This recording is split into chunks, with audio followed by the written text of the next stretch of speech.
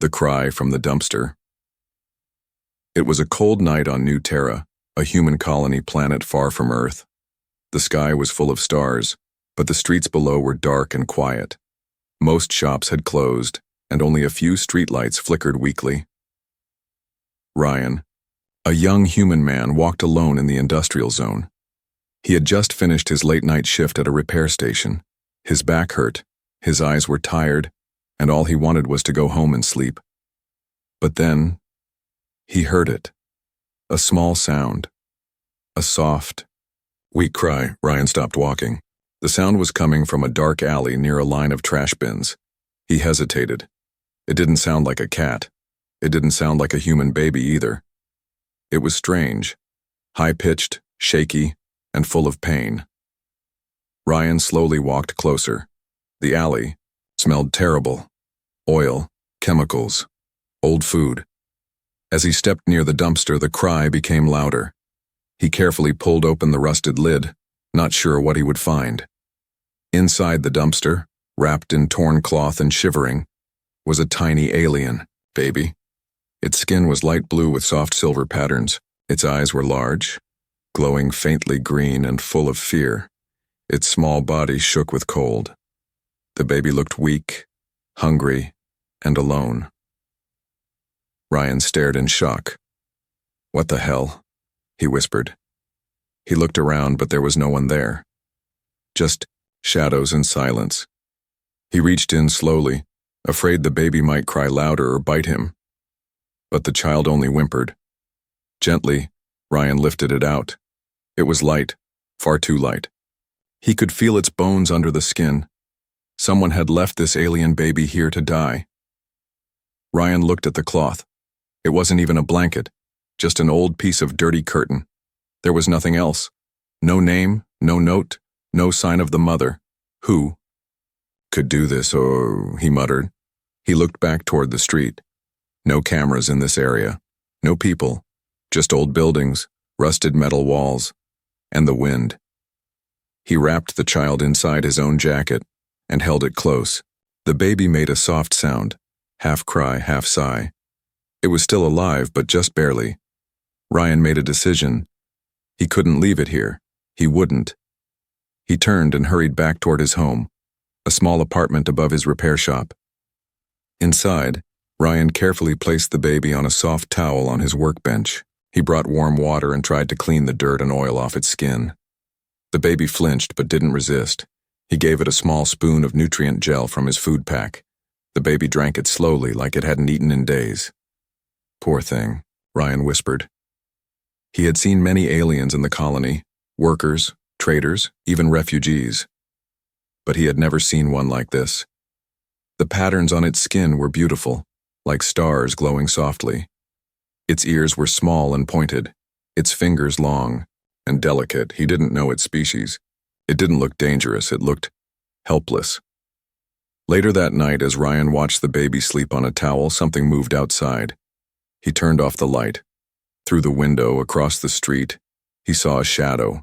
Someone was standing in the alley where he had found the baby, a tall figure, thin, silent. Ryan felt a chill. The figure turned and disappeared into the dark. Was that the mother? He sat down deep in thought. Why would someone abandon their own baby? Was she in danger? Was she sick?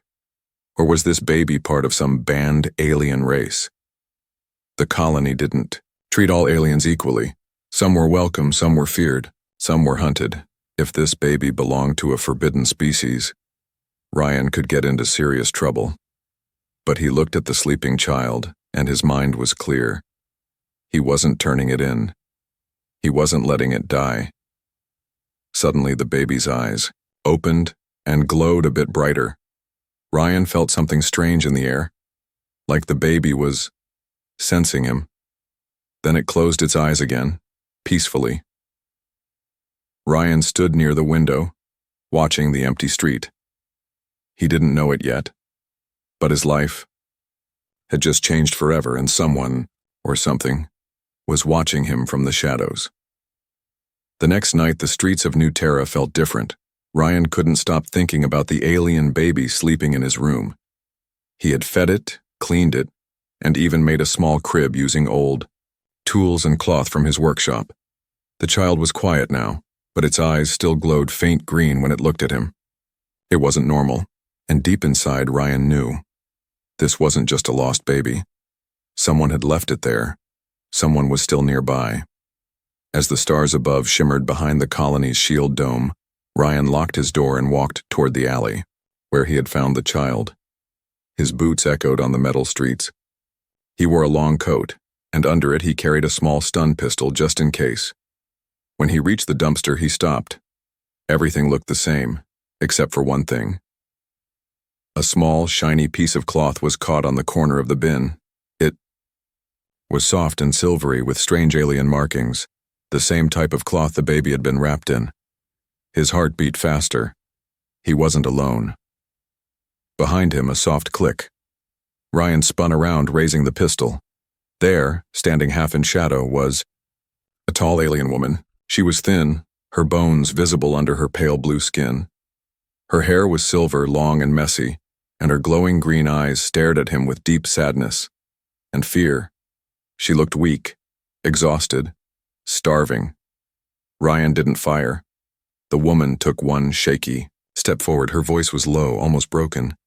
"My child, is she alive?" Ryan lowered the pistol. He nodded slowly. "Yes, I took her in." The alien woman's knees gave out. She collapsed against the cold metal wall and sank to the ground. Ryan rushed forward, unsure what to do. "Are you hurt?" She shook her head. "Just hungry." He took out a small food pack and offered it to her. Her hands trembled as she opened it and began to eat, slowly, like she didn't want to waste a single bite. For a while, they sat in silence.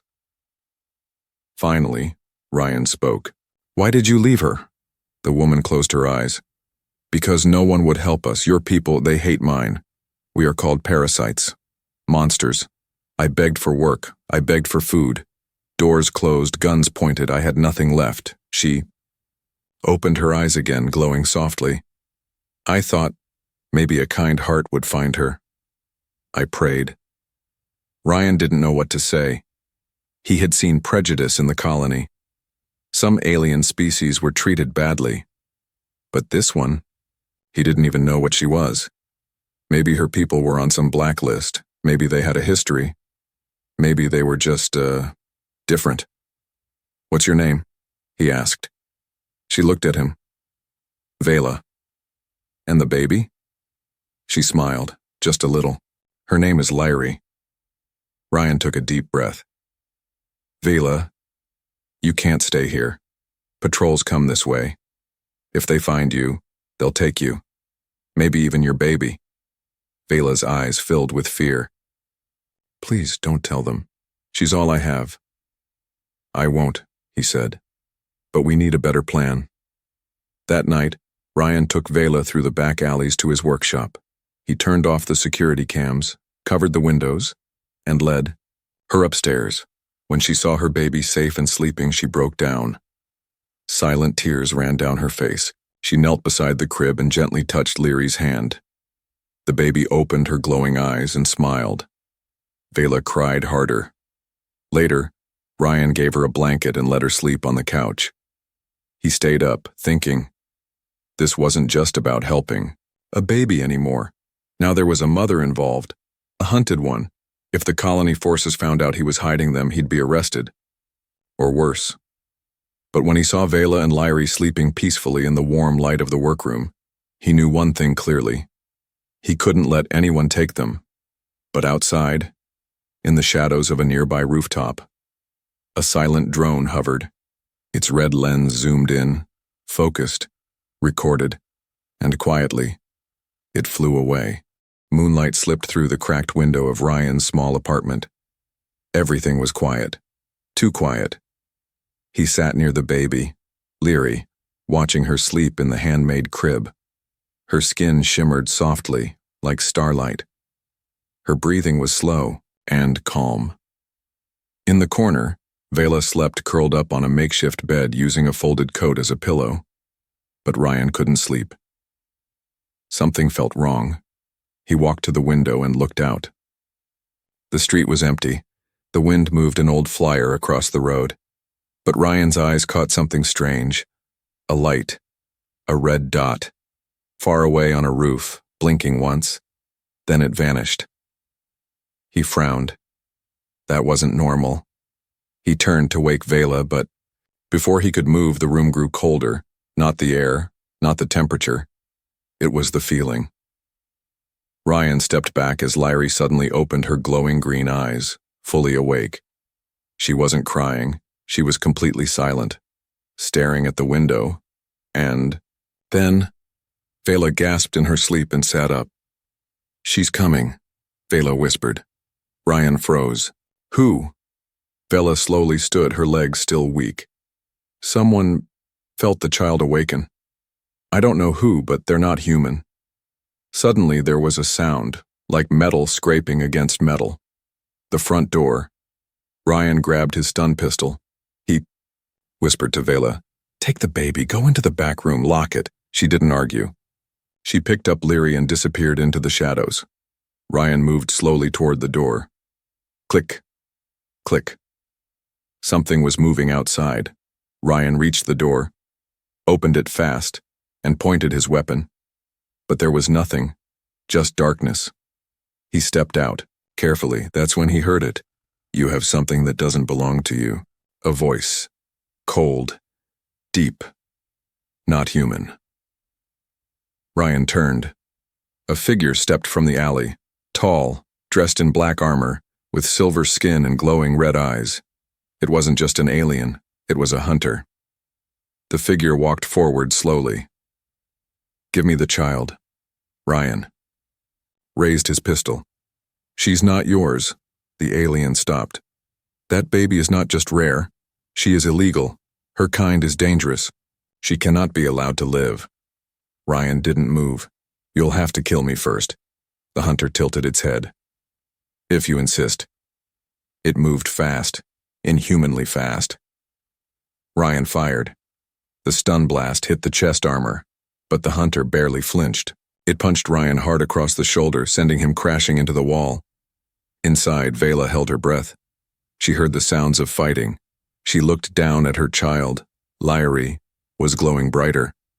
Then the baby reached up and touched her mother's cheek. A flash of soft green light spread from the child's fingers, and Vela changed. Outside, Ryan struggled to his feet. The hunter raised its weapon, but before it could fire, the door behind Ryan burst open. Vela stepped out. Her eyes were glowing bright green now, not soft like before, but fierce and alive. Her voice was calm and powerful. "Leave, my child, alone." The hunter paused. "I thought your kind was extinct." Vela didn't answer. She raised her hand. A strange energy pulsed around her fingers. Alien, ancient, and strong. Ryan stared in shock.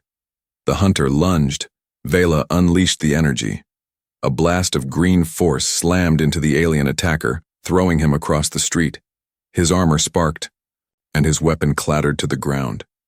He didn't get up. Vela collapsed to her knees, breathing hard. Ryan ran to her side. "What was that?" She shook her head. "I don't know. It came from Lyrie." Ryan looked at the baby. She was smiling. Inside Ryan's shop, things would never be the same again. Lyrie wasn't just a child. She was something more. And now, others would come. Because if one hunter had found them, more were already on their way. The sun never truly rose in New Terra's lower sectors. It just brightened into a sickly orange glow through the smog clouds. Ryan's repair shop looked the same from the outside. Quiet, dusty, forgotten. But inside, the air was heavy with tension. Vela sat with Lyrie in her arms, both quiet. Ryan stood at the window holding a mug of cold coffee, staring at a screen. News alert. Unknown biosignature detected. Industrial sector lockdown initiated. He cursed under his breath. They found the hunter's body. The government's orbital scanners had picked up the alien DNA. Now a bio-threat alert had been activated across the entire district. Drones were flying overhead, Soldiers were moving door to door. Every outsider was under surveillance. And, worse, Ryan knew they were not just looking for aliens. They were hunting a child. In the corner of the room, Larry sat up in her makeshift crib. Her small eyes glowed softly as she stared at a floating metal tool. It hovered above her hand, spinning slowly. Ryan saw it. She's doing it again. Vela rushed over and gently lowered the tool. Her powers are waking too fast, she said quietly. She shouldn't be this strong already. Ryan looked at her. What is she? Vela hesitated. She's not just my daughter. She's something new. A union of two bloodlines. My people were feared for their mind abilities. Her father was from a species long believed extinct. He died protecting us. Ryan froze. You mean she's the only one of her kind? Vela nodded. And if the humans capture her, they won't raise her. They'll cut her open and study her. Just then, a loud knock hit the front door. Ryan's blood turned cold. Colony security, open up for inspection. Vela's eyes widened. She held Leary close. Ryan whispered fast. Take her to the basement. Now! She ran to the back, vanishing behind the hidden panel Ryan had built just hours ago. Another knock. Stronger. Last warning. We have thermal scans detecting life forms inside. Ryan opened the door slowly. 2 officers stood outside, helmets on, visors glowing. A small scout drone hovered beside them, scanning everything. Routine check, one said. Strange bio readings in this area. You live here alone? Yes, Ryan replied, calm. Just me. I work nights. Lots of radiation from old equipment. The second officer moved past him. We'll look around anyway. Ryan's heart pounded. Inside, the officers walked slowly through the repair shop. One scanned the workbench. The other moved toward the back, the hidden panel. The scanner beeped. Something's interfering with my signal, he said. Metal, shielding, old war tech, Ryan lied. Shields from the last border conflict. Haven't scrapped it yet. The officer gave him a long look. Ryan didn't blink. In the basement below, Vela crouched in the darkness, holding Leary close. She placed a finger gently over her baby's lips. The child made no sound, but a single tear ran down Vela's cheek. She had lived in fear for years. Hunted, starved, shamed. But this fear, this silent moment of hiding with her child, it was worse than anything. Upstairs, the officers finished scanning. You should clear out that junk, one said. It's setting off alerts. I will, Ryan replied. They stepped outside. The drone buzzed once and flew off. Before leaving, the lead officer turned. Word of advice, citizen. If you're hiding something, don't. This sector's being watched. Anything illegal won't be forgiven. The door closed behind them. Ryan leaned back and exhaled deeply. That night, Vela emerged from the basement. Ryan handed her food. Neither spoke for a while. Finally, he said, We won't survive like this. We need to leave. Vela nodded. I know a place. Off-world. A sanctuary. It's risky, but they protect beings like us. Ryan looked at her. Then we plan the escape tomorrow. Vela looked down at Larry. The baby looked back and for the first time softly said, Ma, a single word. But it filled the room with warmth. And Ryan knew he wasn't just protecting aliens anymore. He was protecting a family. But far above the colony, aboard a government ship, a commander stared at the screen. Replay that street. Drone footage, she ordered. The video played back, slow, zoomed in. A faint image, a glowing child in a man's arms. Lock the district, she said coldly. Find that child, alive or dead. The next morning was silent. Too silent. Ryan stood by the window staring at the gray sky.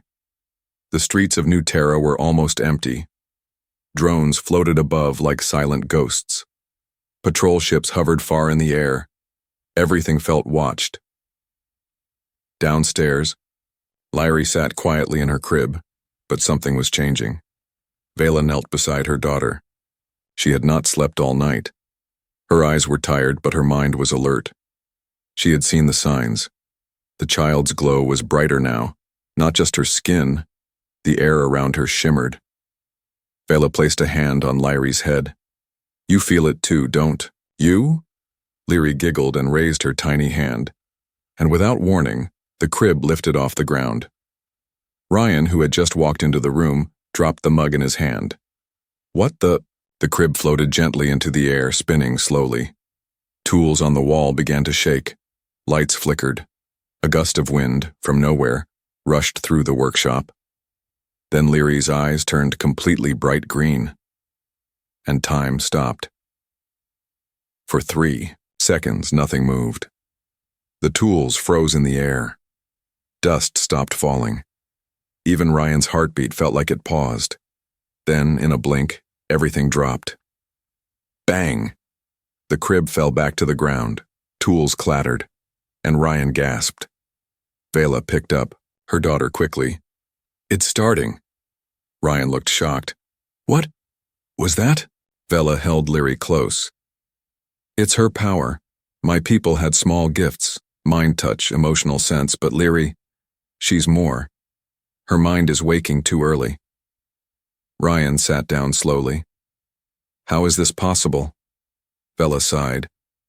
Her father was from a forgotten race. They were once rulers of the outer rings, beings of energy and thought. Their powers were feared and destroyed. When he saved me years ago, we thought his bloodline was gone. But Lyri, she is proof it still lives. Ryan stared at the baby. "She's not just a baby." Vela nodded. "She is a key. Maybe to peace. Maybe to something much more dangerous." Later that day, Ryan contacted an old friend, Juno, a former smuggler turned black market pilot. They had worked together during the border wars, moving supplies under heavy fire. "Juno," Ryan whispered over the cracked screen. "I need an off-world lift. No questions." Juno leaned in, chewing on a matchstick. "Off-world smuggling is death these days. Who you trying to move?" "A mother and child," Ryan said. Juno laughed. "That's cute. What kind of mother?" Ryan didn't answer. Juno paused. "Ah, that kind." She looked serious now. "Where do you want to go?" "Somewhere safe.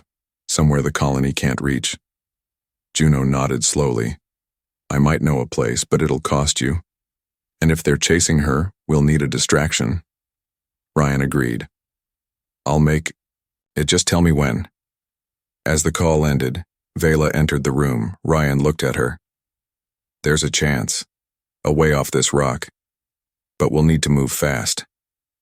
She placed Lyri in his arms. The baby looked peaceful now. Almost normal. "She trusts you," Vela said. Ryan looked down at Lyri. She smiled, and in his mind he heard a voice. "Don't be afraid." Ryan froze. "Did she just speak?" Vela nodded. "She doesn't know words yet, but she knows thoughts," Ryan whispered, stunned. "She's inside my head." "Only for a moment," Vela replied. "She's still learning, but her mind, it reaches far." That night, as they prepared to leave, a shadow passed near the building. A tall man in a long coat stepped into the alley. He carried no weapon, wore no badge, but his eyes glowed faint blue. He wasn't human, and he wasn't here to help. He whispered, into a small device. "The child is awake. Prepare containment units." Far above, in orbit, a ship powered up its landing gears. The hunt wasn't over. Midnight came fast. The city of New Terra was asleep, or pretending to be. But the skies told a different story. High above, a silent black ship entered the atmosphere. No lights, no signals. Only one mission: capture the child. On the ground, in the shadows of his small workshop, Ryan tightened the last bolt on a modified hovercart. Every movement was rushed but careful. One mistake now, and they'd all be dead. Behind him, Vela packed what little they had: 2 food packs, a solar charger, and a small crystal pendant that glowed with the same green light as her daughter's eyes. Lyrie, now strangely quiet, sat wrapped on her mother's back. Her gaze followed Ryan without blinking. "She knows something's coming," Vela said softly. "She's not the only one," Ryan muttered, checking his pulse blaster. "Juno just sent a signal. The ship will land in the scrapyard, 2 clicks, south in 20 minutes. And the patrols? Still searching the upper sector, but we can't trust that will last." Ryan pulled up a floor panel and revealed a long, narrow tunnel, old maintenance shafts from before the colony's expansion. "This route hasn't been used in years," he said. "It'll get us close." Vela nodded, adjusting Lyrie on her back. "Let's move." The tunnel was dark and narrow. Every step echoed. Pipes creaked, rats skittered. Dust fell from the ceiling like ash. But they moved quickly. Ryan carried the hover cart. Vela followed closely. Suddenly, Lyrie whispered into Vela's mind, "The bad ones are coming." Before Vela could respond, they heard it. Thoom, thoom. Boots above them. Heavy, slow, hunting. Ryan grabbed Vela's arm and pointed to a ladder. "Up here. This exit's near the scrapyard." They climbed, hearts pounding. Outside, wind howled through rusted metal towers. The scrapyard was a graveyard of old ships and machines. Huge robot arms lay buried in dust. Dead engines glowed faint, blue. The air smelled like fuel and rust. In the center, a sleek smuggler ship waited, its hatch open. Juno stood near it, waving. "Let's go." Ryan and Vela ran across the lot, but before they reached the ship, red lights flashed above. Drones. They came in fast, 6 of them, buzzing and scanning. Behind them, 3 black figures dropped from a silent hovercraft. The hunters. Ryan spun around and fired. His blast hit one drone, sending sparks flying. "Go!" he yelled. Vela ran for the ship, but one hunter moved faster, leaping between the scrap piles and landing in front of her. He raised a stun spear. Vela raised her hands, shielding Lyrie. The spear shot forward and stopped in the air, frozen. The hunter stared, confused. Then Lyrie lifted her head. Her eyes glowed brilliant green. The spear crumbled to dust in midair. The hunter was thrown back by a wave of invisible force, slamming into a wall and falling silent. Juno gasped. "What? Is that kid?" "Not a kid," Ryan shouted. "She's a miracle." He pulled Vela and Lyrie into the ship as Juno activated the shields. Outside, drones fired at the ship's hull. Sparks flew. Inside, the engines roared. "Hang on," Juno shouted. The ship blasted upward, ripping through the scrapyard air, leaving flames and broken drones behind. But before they reached the clouds, a hunter ship gave chase. Inside the smuggler ship, Lyrie stood at the viewport, staring at the hunter craft gaining on them. She placed her hand on the glass and whispered a single word, "Sleep." The pursuing ship's lights flickered, its engine stuttered, then it fell, silent, like a dying star. Juno looked back, wide-eyed. "You never told me she could do that." Ryan smiled weakly. "We didn't know either." Vela held her child tight. "She's learning fast." Ryan looked out the window as the stars opened around them. "We're not safe yet, but we're free for now." Far below, in the ashes of the scrapyard, the last hunter stood up from the wreckage. He looked at the sky. His face burned. His armor cracked. He spoke into his comms. "The child has awakened. She's not a threat anymore. She's a weapon." Space was quiet now. The stars stretched like glowing veins through the black void. Ryan stood near the viewport of Juno's smuggler ship, staring at them, not just for their beauty, but for the meaning they now held. Freedom, hope, danger. Behind him, Vela rocked her daughter Lyrie, humming a soft tune in her alien language. The child had finally fallen asleep, wrapped in a blanket that barely covered her glowing skin. But even asleep, the air around her pulsed faintly. "She's changing," Ryan said softly. Vela didn't look up. "Her power grows every minute. She's already more than I could understand, but she still holds me like I'm her whole world." Ryan smiled gently. "Because you are." but the smile faded fast. Warning lights flashed. "Ship approaching," Juno shouted. From the cockpit. "Not friendly." Ryan's heart dropped. "They found us again?" Juno nodded. "Government signal. Big one. War class." Ryan turned to Vela. "They're not giving up." The enemy ship came fast, a massive black triangle cutting through the stars like a blade. It was no longer a covert mission. This was a full attack. "We can't outrun that," Juno said. "Not in this ship." Ryan turned to Vela. "Then we fight." Vela looked tired. "I'm not a soldier." He stepped closer. "No. You're a mother. But what you have, what she has, is more powerful than any weapon." For a moment, Vela was silent. Then she placed Leary gently in Ryan's arms. "Keep her safe," she said. "What are you doing?" he asked. But she had already walked away. In the airlock, Vela stood tall. Her hands glowed. Her hair floated slightly, caught in a strange wind that didn't exist. As the enemy ship opened fire, she stepped forward, out into space. She didn't need oxygen. Not anymore. Leary had awakened something in her, a forgotten gift from an ancient bloodline. The black warship unleashed energy blasts, but none touched her. They slowed, froze, melted into dust before reaching her. Inside the command deck of the warship, the crew panicked. "She's outside the ship. She's walking on space?" the captain roared. "Fire the main cannon!" A blinding beam shot toward her. Vela raised one hand, the beam stopped, and bent backwards. It hit the ship's engine. The entire vessel shook violently. Inside, Juno's smuggler ship, Ryan watched with wide eyes as Vela glowed like a second sun. She was floating, rising, becoming something else. Juno gasped.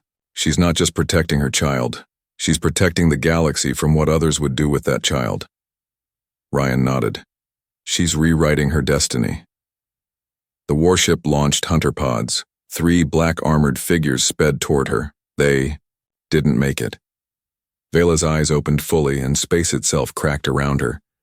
A pulse of green energy spread like a shockwave. Gentle, warm, but unstoppable.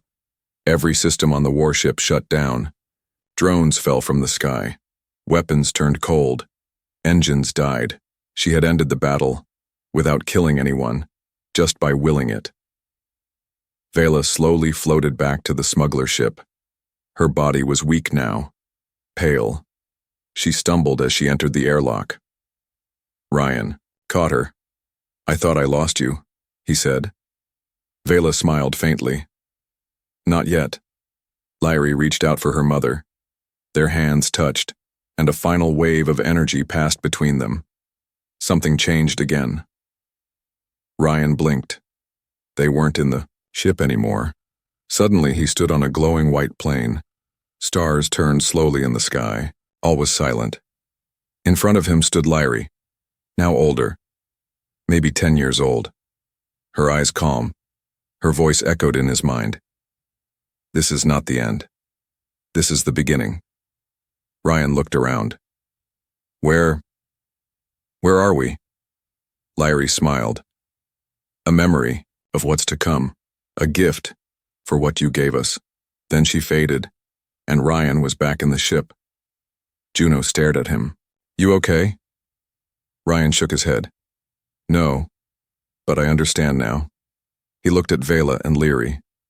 They're not just refugees. They're not even just aliens. They're hope.